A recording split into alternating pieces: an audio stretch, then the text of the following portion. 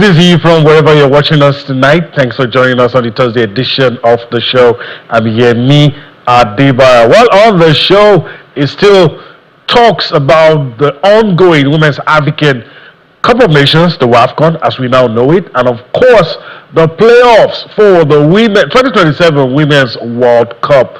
Nigeria still in it. One of the teams took a step closer to using the pathway to qualify for the World Cup. We'll talk about that. Of course, finalists have emerged for the Women's African Cup of Nations that will be the centerpiece of our conversation tonight on the show. Let me quickly introduce our guest in the Lagos studio. It's been a while I've seen him.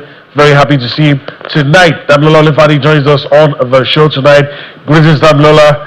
Always good to have you around. Yemi, it's good to be here. It's been a while. Yeah. You're looking good. Thank you. As you know, it's going to be a robust conversation.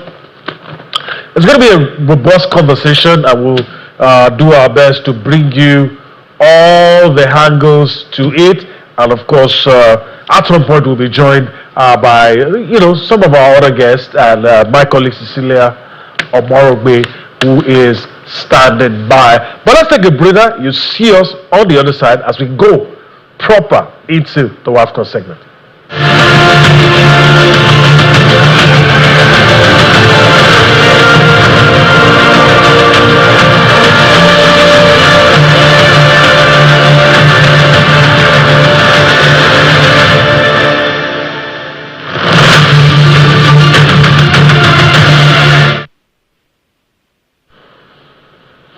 Welcome back. Let's also bring in Bolariwa Olajide.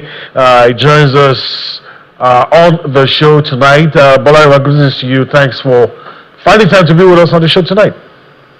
Yeah, thanks for having me. And I completely agree with Damilola. You're looking good. You are looking good as well, Damilola. Thank you. All right. Let me just throw the first one at you. We'll do our best not to make it a show about the Super Falcons, but it's very hard not to. I want to get your thoughts on how everything has played out. Well, it's let me say it's been disappointing, especially looking at Nigeria's perspective and what the Super Falcons count for in women's football in Africa. It's been disappointing. I know they've dominated all these years, 10 AFCON titles, look unbeatable, the best on the continent. But we've been wanting them to go a step further than what we've seen in the past. And not necessarily winning the WAFCON again, but going to the World Cup and at least getting to the semi-finals. It's a tall order to want them to go into a semi-final at the World Cup, but it's possible. I mean, when you've dominated for so long on the African scene, one of the best sides in the world, maybe not up to the levels of likes of England, Spain, Brazil, or Japan.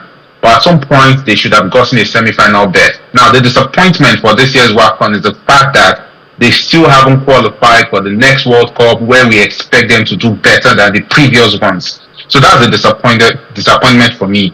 If they don't win the WAFCON, I won't be too disappointed. I mean, you can lose one or two tournaments. Haven't dominated for so many years. But the fact that we're struggling to qualify for next year's World Cup is a big concern for me. All right, thank you, Bola. Damilola, I know what you're going to say, but I'll allow you to say it. Your thoughts on like that? Because ideally, we should be starting with the semi-finals, but I think it's only fair that I get your thoughts on Nigeria. Well, I totally align with Bolariwa on the performance of the Super Falcons. But what I will not do, and I hope that's not what you're expecting me to say, is to put the blame on the players or the coaches. I won't do that. I think in actual fact, the Nigerian Football Federation should take the blame that we failed those women. The large chunk. The large chunk of it. I don't know whether it's large or all. I think it's all, honestly. Listen, do we still have the talent? Yes. But over the last few years, I've been the transition from the junior teams to the senior teams. The truth is, we're struggling all over. We're struggling all over. It's just so sad that it's gotten to the Super Falcons. I mean, at the start of the WAFCON, everybody will have taken a bet at the very least. We'll get to the World Cup and qualify automatically. But then here we are. Hopefully the reality is dawning on us. But then historically, the NFF does not have a good history of learning from failure. All right, it's looking very green, and the scorecard for Nigerian football is not looking good. We're missing out on all the major tournaments, and something is fundamentally wrong. But tonight, we'll try not to make it all about the Super Falcons. It's hard not to do. It's hard not to do. But let's talk about the semi-finals of the WAFCON. Of course, the finalists have emerged, and there you have it. Algeria losing to Malawi. Debutants, must be said and emphasized. Malawi winning that 3-1. And of course, the host, Morocco, up against Cameroon. A winner couldn't emerge in 90 minutes. And of course, had to be decided by, some will call it lottery, penalty kicks. Cameroon coming out on top. That goalkeeper, we'll love to talk about her at some point. That inspired Cameroonian goalkeeper pulling off some memorable saves. So Damilola, I want to get your thoughts before I go to Bolariwa. Now it's going to be Malawi, Cameroon in the final. Surely now we have a first-time winner. We definitely will do. Maybe if there is any consolation for us, is the fact that the two conquerors of the Super Falcons are the two finalists. So that's some kind of sucker for us that maybe we're just not good enough. I'm tipping Malawi. Experience would say Cameroon. They've had 3 previous finals. This is their 4th. Unfortunately, they've lost against the Super Falcons, I think, on 2 of those 3 previous ones. I'm tipping Malawi. I think if there is going to be a new winner, I think they've deserved it. If you're a debutant and you're in the final of the WAFCON, I mean, I can't bet against you. Sadly for Morocco, they are hosting it for the 3rd consecutive time, and they were hoping that at least they would be able to win. But then I was surprised that they lost against Cameroon, really. I was tipping Morocco. Immediately the Super Falcons went out. All right, so let's just do this quickly before I go to Bolariwa. This is what it looks like now. On Saturday, we're going to have the bronze medal game. Morocco, the host, against, of course, their non-African neighbors, Algeria. Then on Sunday, that Davila has already pitched his tent with Malawi. Cameroon will take on Malawi in the final. Of course, a new winner will emerge. Let me go to Bolariwa quickly. What's your take on the final? Who do you think will win? Where do you think the pendulum will swing? 2 teams playing in the final for the first time. Honestly, it's hard to predict or say who will win it. It's tough. But if you ask me to predict who I think should win it or who I want to win it, I would say Malawi, strictly because they've somehow played so well at this year's tournament. Just like Dami said as well, they defeated the Super Falcons. Cameroon also defeated the Super Falcons. So that tells you that they are here to stay, and they've developed their football in the best possible way, because to get to the final is never easy in African football for women. The Chawinga sisters have been fantastic. They look like the most important factor for them if they win the trophy this year. For Cameroon, it's funny because they didn't even qualify for this year's WAFCON. They only got in because the tournament was expanded. So I won't say they got into the final by luck or by mistake. But at the end of the day, they won games that mattered, and they are in the final. They have the experience, but I think the Malawi sisters, Chawinga sisters, will be huge factors and will be why Malawi gets to win it on Sunday. All right, and of course the Malawi story reminds you of Euro 92. Denmark weren't supposed to be there at all, came in and won. Things like that happen in football. All right, Alban Osnokon, my colleague, is ready now, brave the odds, and is with us. Greetings to you, Austin. Always good to have this ride with you along.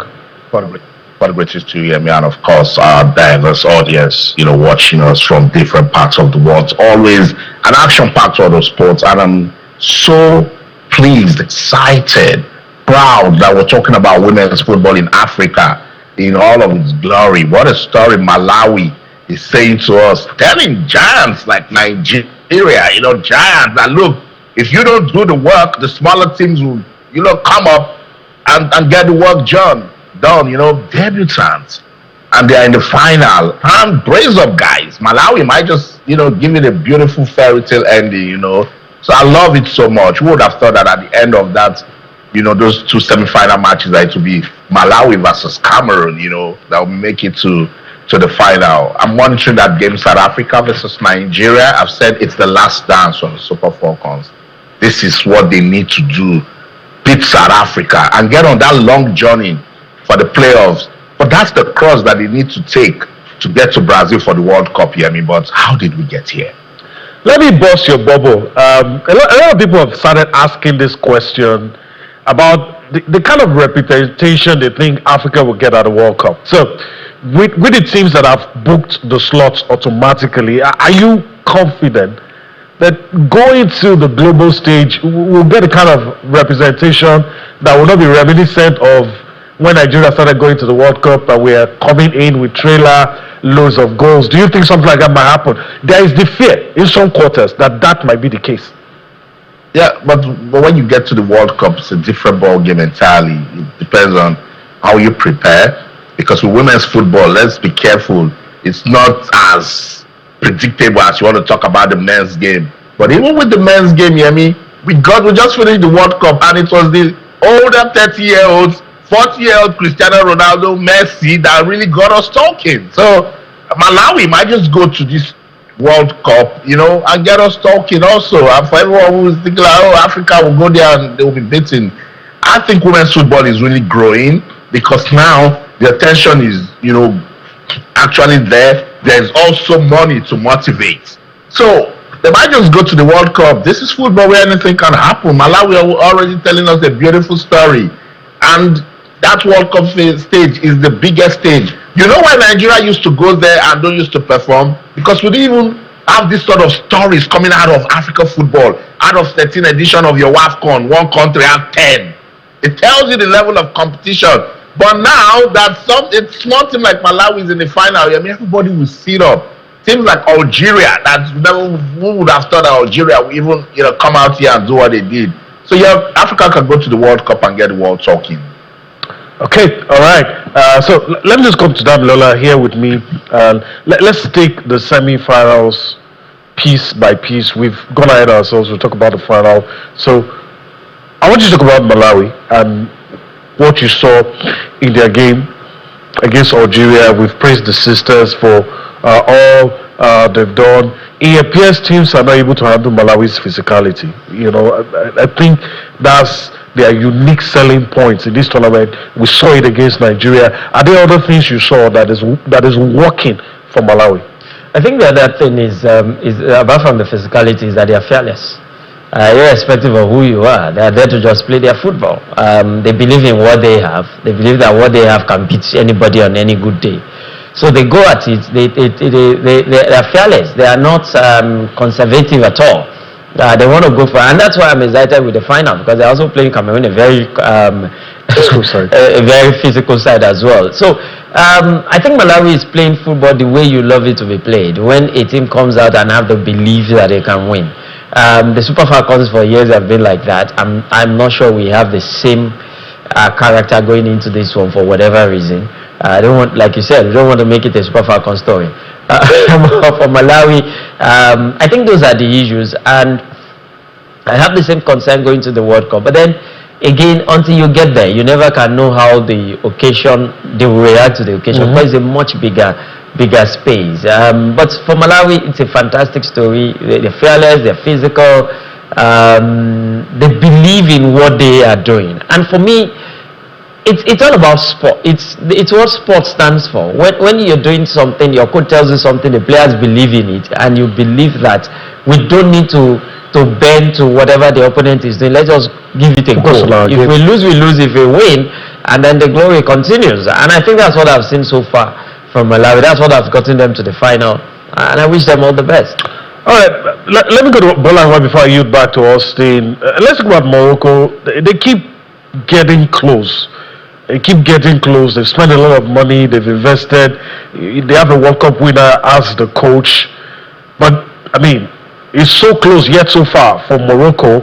And this loss in the semis will be very painful because it came via penalty kicks. But do you think there's still something missing for the Moroccans? Well, I think they're doing the right things, Morocco. Just like you said, it looks close and yet so far away. I like what they're doing with their football, the investments in women's football, and not just the women's football. Football in general in Morocco has been taken to another level. But I don't think they should stop what they're doing. I think they're doing the right things. But football can be unforgiving, and you don't get a second chance. They got close when they hosted last two editions, lost in the final. In the semi-final, or was it in the final? Yeah. Last time out, they played in the final against Nigeria. They lost, and this year in the semi-final, just when many of us felt that the Super Falcons are out, this is the year that Morocco now gets to win it. I was surprised, like everyone else, that they lost yesterday. They had the chance to score a penalty in extra time. They didn't, and then went on to lose 3 penalty kicks. So maybe there's something that they need to work on, is how to take better penalty kicks, because they have everything going for them. They have the best player from Africa. They seem to have developed rapidly. They play some good football. So they don't need to stop or change anything. They just need to go again, continue the development, continue what they're doing for football in that country. And I think it's just a matter of time before they eventually get to get to win WAFCON. Beautiful side, beautiful football, but yeah, it's just another disappointment this year. Hopefully they get it the next time. All right, let me yield to my colleague Austin, who's furiously refreshing his tab and also trying to get a sneak peek with what is going on with Nigeria. That's very hard thing to do when you're on the live show, but we love things like that. So also want to get your thoughts on, just give us, I know you've been able to see a little what's going on with Nigeria and of course South Africa, and your thoughts on the final as well. With this game, Nigeria, South Africa, it's really, strategic. It's going to be tactical. I saw Francisca Odega and Asisa Toshoala in Coach Madugu's starting lineup, and persons ask, why would you be starting with those kind of players? You have to start players that know how to beat South Africa. This thing is all people don't understand that. Look, these are the ladies that have been playing South Africa all through the years, and they've been beating South Africa silly. So with them being on the pitch, they can say one or two things to the younger players that can give a win for Nigeria. It's still goalless, both sides being careful. As I said, it's a crucial path to the World Cup playoffs, and this is just the beginning. Remember, in November, they will go to that 6-team tournament and then try to get to the final round. With the final, is there any way you wouldn't want to root for Malawi? But after seeing what Michele did for Cameroon, how she's single-handed, she's young. I tweeted that Paul Biya, this is time to step down, make Michele the president. Because how do you save 4 penalties? How do you even save a penalty at the time she did before regulation time ended? With that confidence. Don't forget, she was also the one that stopped Nigeria. Yeah. She was fantastic. So when you have those two things side by side, you have Malawi praising the odds, giving us a beautiful fairy tale story of being debutants and going all the way, and the Chawinga sister telling us, look, we have it in our blood. It's going to be a beautiful final, and I don't know, both of them deserve it. But look, the fact that both teams will be going to the World Cup, they should chin up and take whatever experience it is. But it's going to be a beautiful, beautiful final for women's football in Africa. I would have loved Morocco to be there for just one reason, so that stadium will be packed with their supporters and make the whole noise that we need to get a proper final game going. But shout out to Cameroon, the sort of resilience, the fight that they put out there. Beautiful times for women's football in Africa. Now everyone can see that it is competitive. It's not about you being a big team anymore. Just imagine if Malawi goes on to win it, they can stand side by side with South Africa now, no shaking. If Nigeria wants to play Cameroon again, we will not go by the records that we've lost to them only one time. Now you've lost to them 2 times, and it was so painful the way you lost to them now. But big stories in there, because we used to be the ones beating teams, stopping them from going to the World Cup, and now we're beginning to see that for us to get to the level where women's football in Africa is going, we must start developing. I listened to the NFF president saying, we couldn't get teams in Africa because the teams abroad, we want to get them. They cannot come and play us. The ones in Africa, they are busy. Develop your league. How many of our players used to play abroad back in the day? Develop your league and have a proper program for your homegrown talents that you know you can look back home and you are not shaking. That's what Morocco is doing. That's what small Malawi is doing. That's what Algeria they are doing, and Algeria now was so close to getting to the final. It's time for us to look inwards, reflect, and say we cannot be doing the same things over and over again and be expecting results, because teams can now pop up and beat us. What's tonight on Channels Television? Let's go on this quick break. When we come back, more updates from the Women's Africa Cup of Nations. Don't go anywhere. Stay.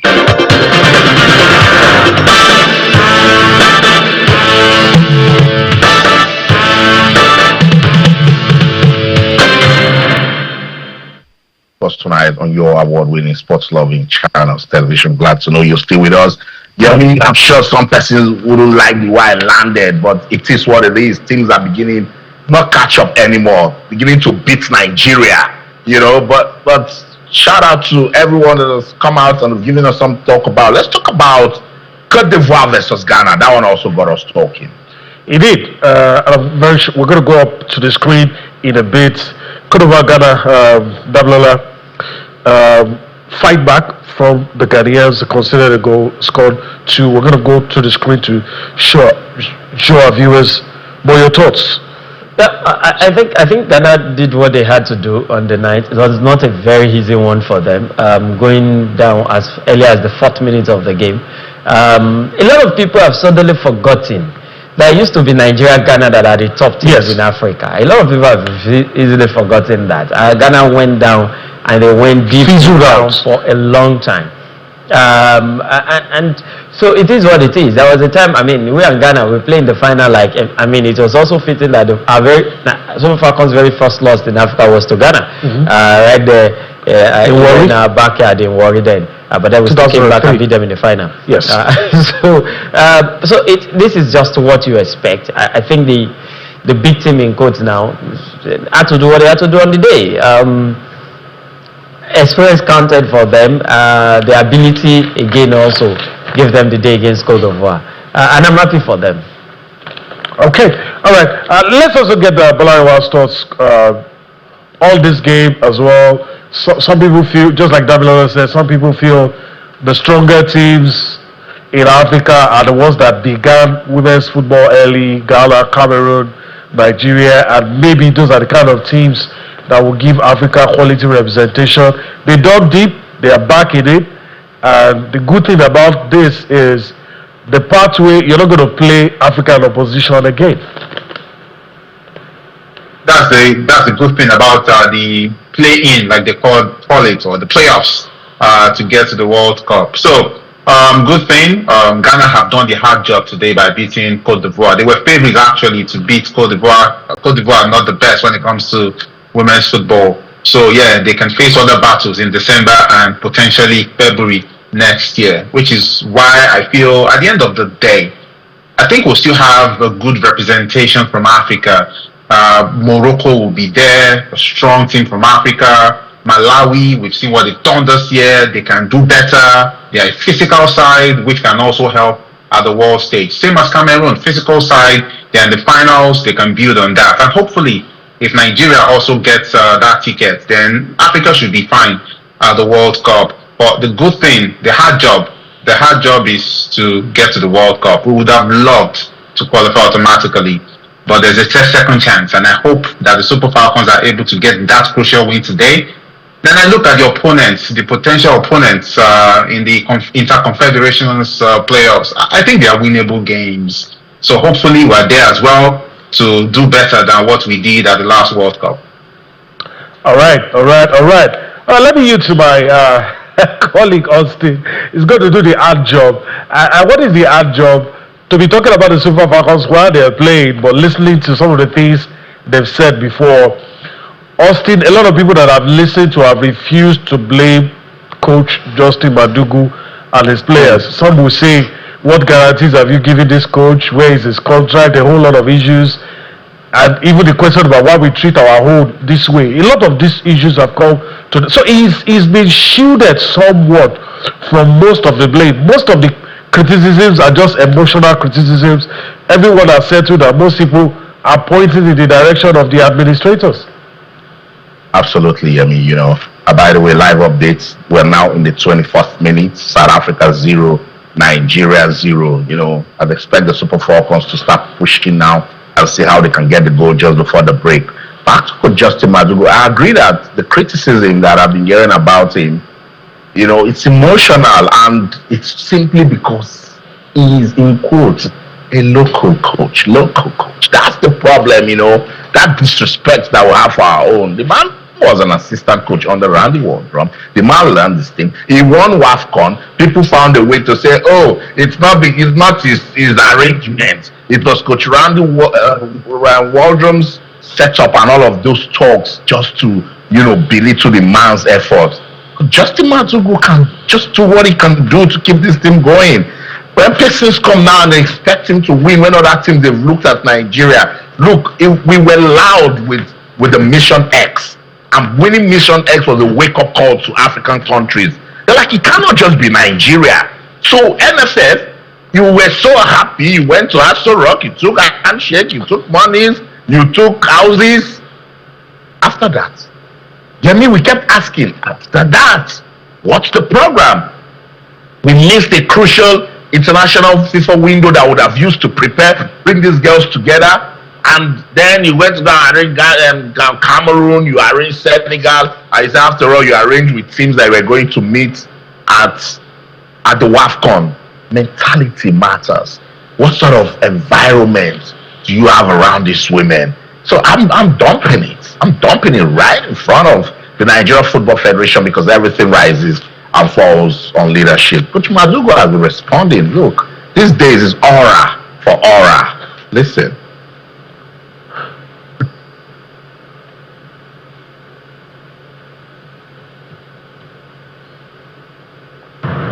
You don't do this job with sentiments. If you do it with sentiments, you won't go anywhere. Because if it doesn't work out, you must be ready to face the wrath. You are aware of that. Who will always want to be flogged every day? For what reason? For putting in your best to try and make sure that you make your country proud. It's a privilege for us to be here. It's not everybody that can have the opportunity of leading your country. So we don't take it for granted. Each time we go out to do anything, we try to do our best to make sure that we make people happy by making sure that the team wins. I am the worst coach today because we lost a game. But go and check the statistics. How many matches have I played with the national team? How many have I lost? How many have I won? The ones that I win, you say, is the players that are good. But when we lose now, is the coach that is bad. I mean, what type of thing is that? Like I said, it's something that we must learn to live with, but it's quite unfortunate that people just do this kind of things. It's not fair. It's not right. We just appeal to them to show some understanding. Nobody goes out to represent his country and then you just go there and do anything you like. You know what it means. 200 million Nigerians. When we won, how many people were happy? For that period, at least we know it brought a lot of succor to a lot of people.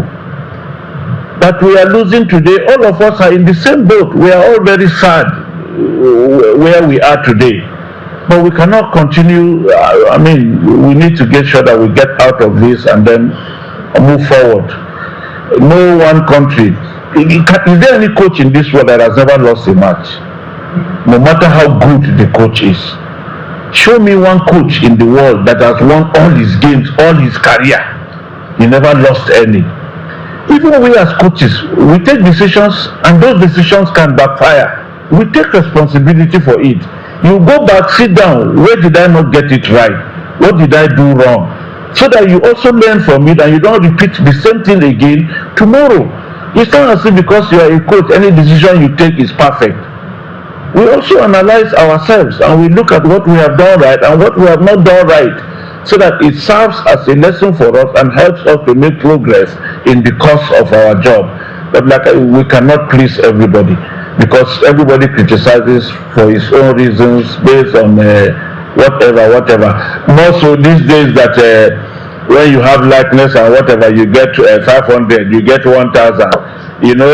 is the negative that people will always want to hear, so that they can be making some 500, 1,000 from all the followership and everything that they get on the social media. We are quite aware of all that. I told you it's aura for aura. Could just imagine we just have to, let it out. Bolarewa, where are you putting it? Is it with this Super Falcons terrible WAFCON experience? Is it coaching decisions? Is it players' performance? Or you're dumping everything on administration? Well, it's a bit of all the factors that you mentioned. We can't say it's totally one part and exclude the others. But if you ask me to, grade the problems, it has to start from the top. The leadership of the NFF, they should take responsibility for whatever is happening with the team. They should also be accountable for the fact that we still haven't qualified for the World Cup. Forget about even winning WAFCON. We haven't qualified for the World Cup.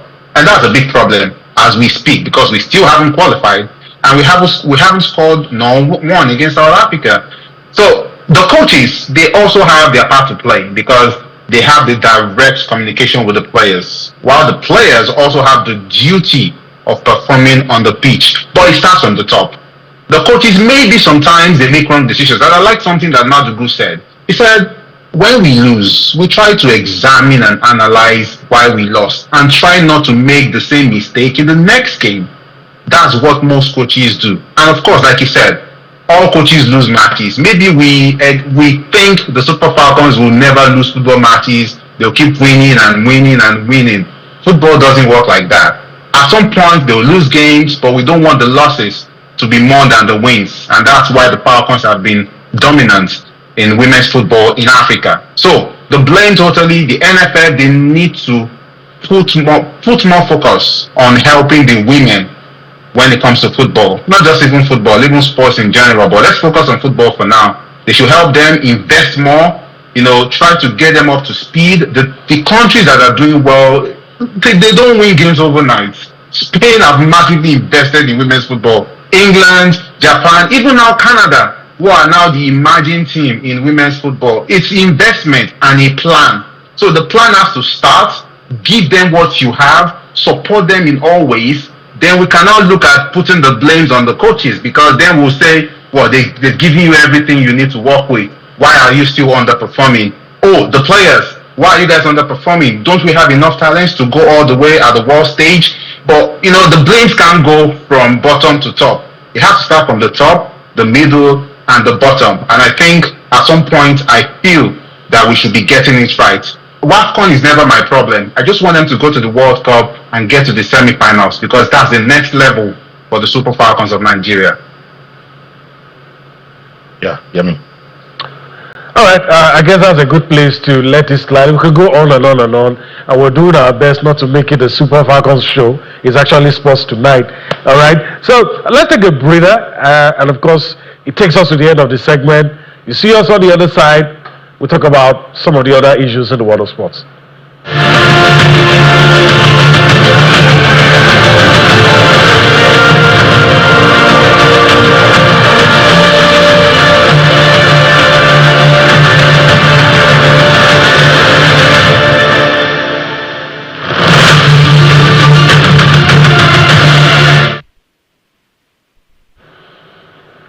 All right, now it's time to talk about the UEFA Super Cup. A lot of people have questioned the significance. Even the winning coach had a few words to say about it. But in case you missed it, I very much doubt if you did. But there you have it. PSG retaining the title, beating Aston Villa 2-1. Of course, they beat another English Premier League side last year to win the UEFA Super Cup, and that was the result from yesterday. Damler, I want to quickly get your thoughts. Luis Enrique tried to play down the significance of the UEFA Super Cup, but it's still a title and it still carries prestige. And from the lineup he put out, he wanted to win.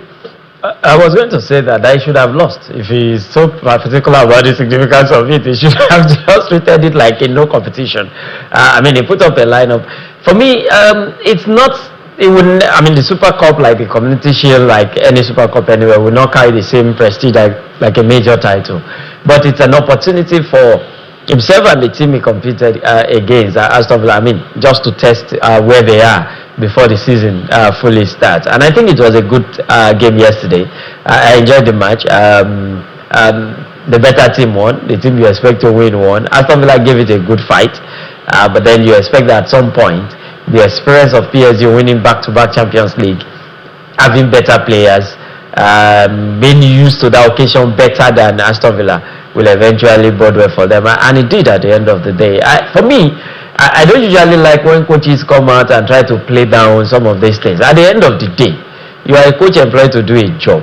Some of this competition that you write off is the reason why they can pay you as much as they are paying you. There is money involved for the clubs.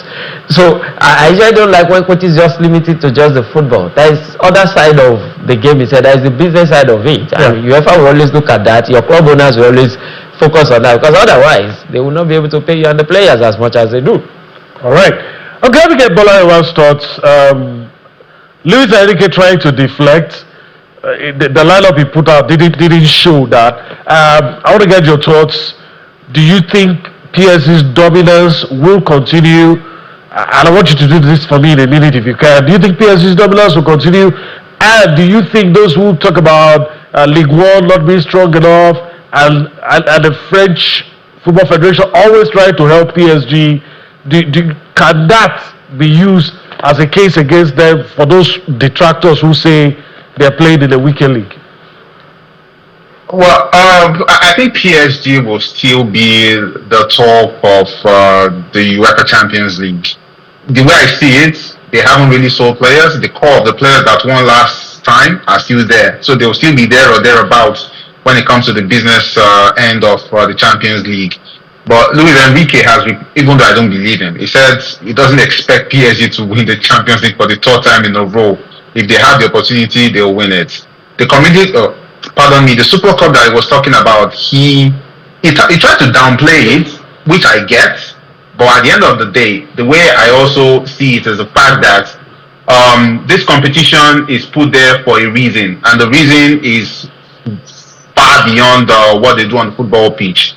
If they don't win it, they are not so sad, but the teams would like to win it. In fact, I don't think there's a competition that we forget so easily than the Super Cup or the Community Shield. You easily forget about it because the real competitive games start very soon. But PSG will be favorites again to win it next season, but the likes of Barcelona, Real Madrid, Man City, maybe Manchester United will be there with a shout at winning it again next season. But it's always a difficult competition to predict and win, and it won't be different again next season. All right, Bolawa, Olajide, I want to thank you for your time on the show today. Hopefully we'll be able to do this again some other time. Thank you, as always. All right, as our friend Bolawa Olajide giving us his thoughts. I don't know how much time we have, but Austin, do you buy Luis Enrique's comments? I don't, and it should be cautioned, for those comments, because football is big business now. We're talking about the champions of the UEFA Champions League and that of the Europa League coming together to play with the array of stars available and the viewership it's going to get, and you come out and you say, oh, it doesn't have the relevance that, nah. Okay, when was the last time you assembled this team?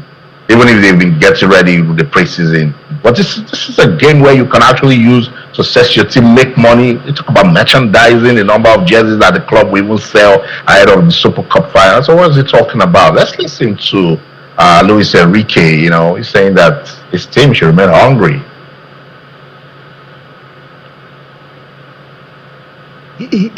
If I have to be honest, it's not an important trophy. Because if you play that match, it means you are winning the Champions League or the Europa League. In that case, for us, Champions League, and it's the second one in a row for our club. It's an important one, but nobody is going to judge you for that trophy. But yeah, we try to be competitive. It's important to be competitive this season. Starting this season in that way, it's important, and we are happy to achieve that trophy, but we are very far from the normal position to compete in the future, and we are going to prepare this season in the same way that the last 2 years, trying to win every single trophy. That's our goal, that's our ambition, and that's the ambition of the club and the ambition of our supporters. Yes, sir. That's Unai. That's PSG manager. Well, Unai wasn't going to say that. Damilola, what was he talking about, saying that it's not an important trophy? Well, like I said, Austin, it's something that I don't think it should be coming from the coach because he should see himself as an ambassador for every competition he's still competing. I said it earlier, it's easy for him to say because he's a coach. I mean, he's not the one picking the bills for PSG.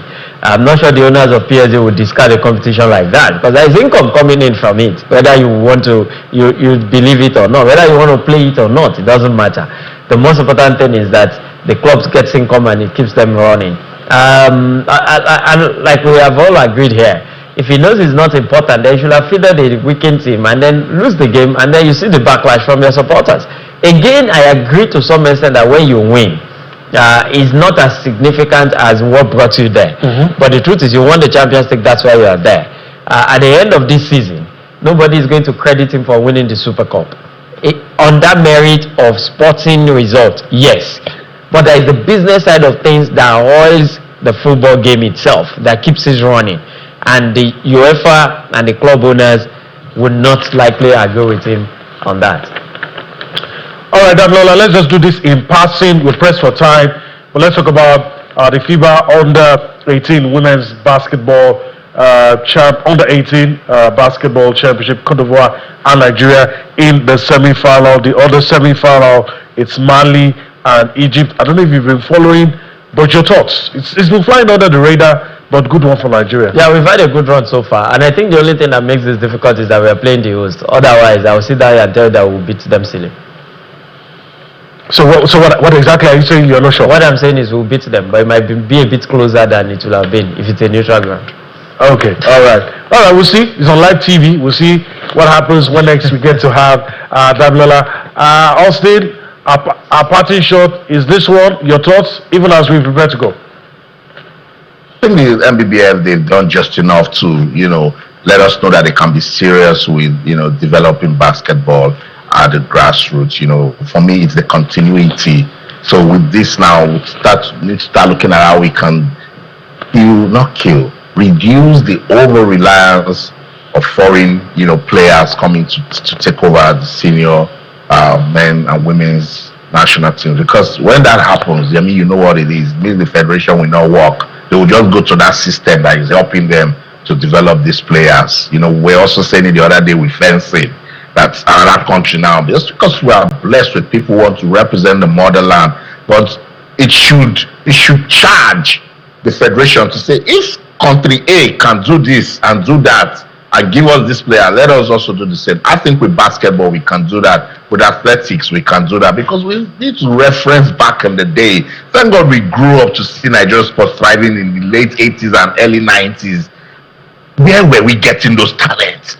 It's back home. So that's why with age grade, if you notice, I don't like talking about the results. Because when you talk results, that's when these people will now be angry that we tried to put together some persons and they didn't let us win. And with that now, they will not go and get presidential handshake and have ways that they will get monies. So they should stay focused, support these young players, so that what is happening to us with the WAFU B will not get into other sports. So it's just time for us to look inwards, reflect.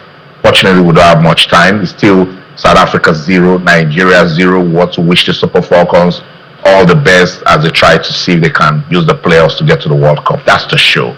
In London, I'm Austin Okonakpan. In everything you do, remember, keep talking sports. Bye for now. Yes, it's a wrap here in Lagos. We want to thank Damilola Olufari for his time on the show today. Pleasure. Nice doing this with you again. All right. Hopefully we'll do this again some other time.